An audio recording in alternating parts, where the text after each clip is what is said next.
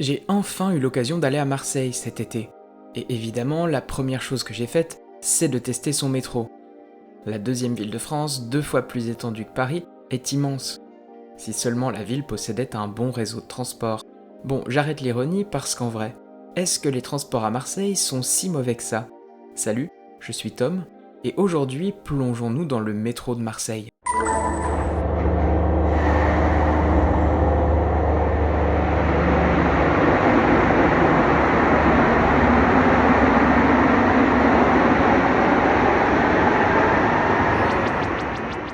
Le métro marseillais, c'est 2 lignes, cumulant presque 23 km et 29 stations. On a un réseau très simple. Une ligne bleue en forme de U, est-ouest, via le Vieux-Port, permettant 2 axes pour une seule ligne. Et une ligne rouge, nord-sud, croisant la première 2 fois, à la gare Saint-Charles, puis à Castellane, avant de se terminer non loin du stade Vélodrome.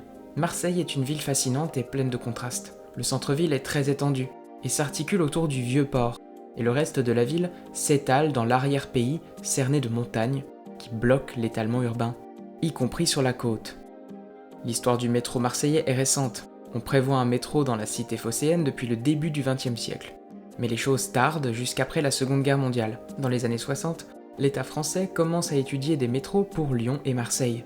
Et en 1973, les travaux commencent et la première section est inaugurée en 1977, entre La Rose et Saint-Charles, sur le M1.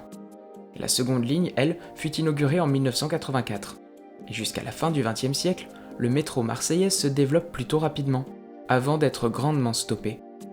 Le dernier grand prolongement en 2010 étant la ligne M1 de la Timone jusqu'à la Fourragère sur 2,5 km. Puis en 2019, le M2 est prolongé de 900 mètres de Bougainville à Gèze, après d'importants retards. Comme le métro de Lyon, le métro marseillais utilise la technologie parisienne du métro sur pneus et utilise le même genre de train que sur ces 2 autres réseaux.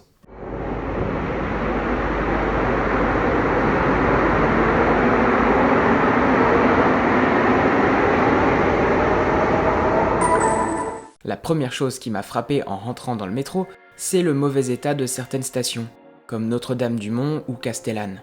Les tags, le côté bétonné et brut et surtout le vert foncé et le noir des habillages donnent aux stations un côté sale et sombre, pas vraiment rassurant. Et certains couloirs semblent même en perpétuels travaux. Ensuite, c'est la vétusté des rames. Le réseau utilise toujours les mêmes trains qu'à son inauguration il y a 50 ans, les MPM 76. Elles n'ont pas été rénovées et ça se voit à l'intérieur, avec des couleurs orange et marron très 70s et un éclairage plutôt blafard. Mais le problème surtout, c'est qu'elles sont en fin de vie et que ça se sent. Les pannes sont fréquentes et l'expérience voyageur plutôt médiocre.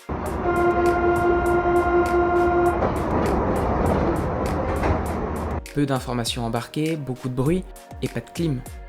Il est grand temps qu'elles prennent une retraite bien méritée et laissent leur place à un matériel neuf. Le métro marseillais dégage une atmosphère proche du réseau parisien, par certains points, mais la vérité c'est qu'on en fait très vite le tour comparé à son homologue de la capitale. Mes stations préférées sont celles situées sur les sections aériennes, entre Malpasset et La Rose sur la M1, pour la vue sur les collines, et entre National et Gèze sur la M2, pour sa vue sur Euroméditerranée. Et puis la station Noailles sur le M2, pour sa correspondance facile avec le tram T1 en souterrain, et son habillage associé au tram historique. Dans l'ensemble, on sent que la RTM essaye de rendre les stations plus agréables. Les unes après les autres, elles sont rénovées et repeintes, dans des teintes claires et plus lumineuses, comme ici au Vieux-Port. Mais c'est des travaux très longs et très coûteux.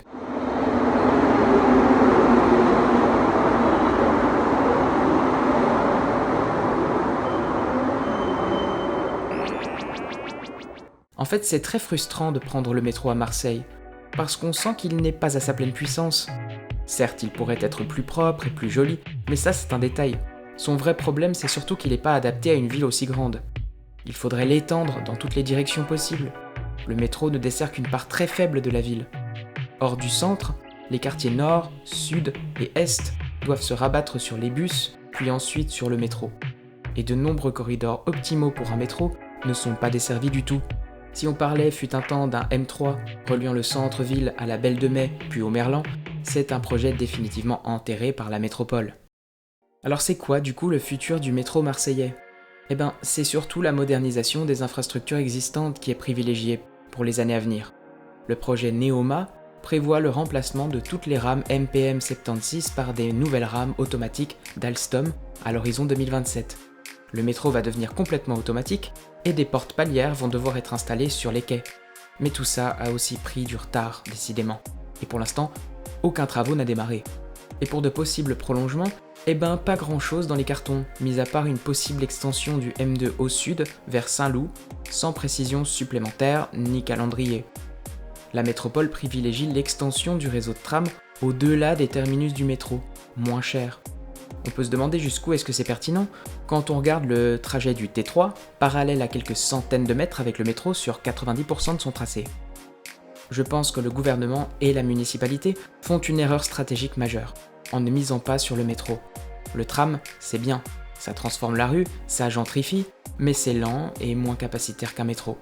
D'ailleurs, le réseau de tram est bizarre. Marseille a été l'une des rares villes du pays à avoir conservé une partie de son réseau historique, la ligne T1, dont le terminus se trouve à Noailles, en souterrain, un peu comme un pré-métro, avant de revenir en surface pour aller vers la Blancarde.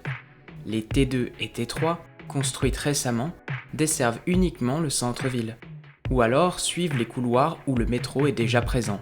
On a presque l'impression que les trams sont construits pour faire doublon au métro, sans desservir de nouvelles zones. Le T2 double le métro sur le boulevard Longchamp, et le T3 double le M2 sur toute sa longueur. Et en attendant, les quartiers nord, la Belle de Mai et bien d'autres quartiers ne sont toujours pas desservis, alors que certains ont maintenant 2 modes structurants sur le même axe. Je dis pas que le tram n'a pas sa place à Marseille, il faut l'étendre, mais il faut le faire intelligemment, en complément d'un métro, lui aussi étendu pertinemment.